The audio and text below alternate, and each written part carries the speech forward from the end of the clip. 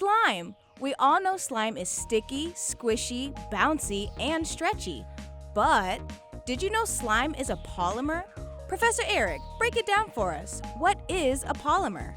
Great question. Polymers are very special substances. What makes polymers so special are what composes them.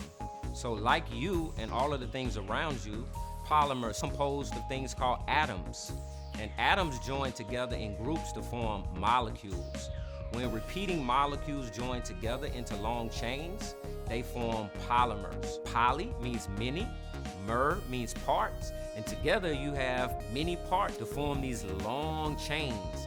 And these long chains are what gives polymers their complexity and their strength, where they don't break, but they're able to twist, stretch, and bounce.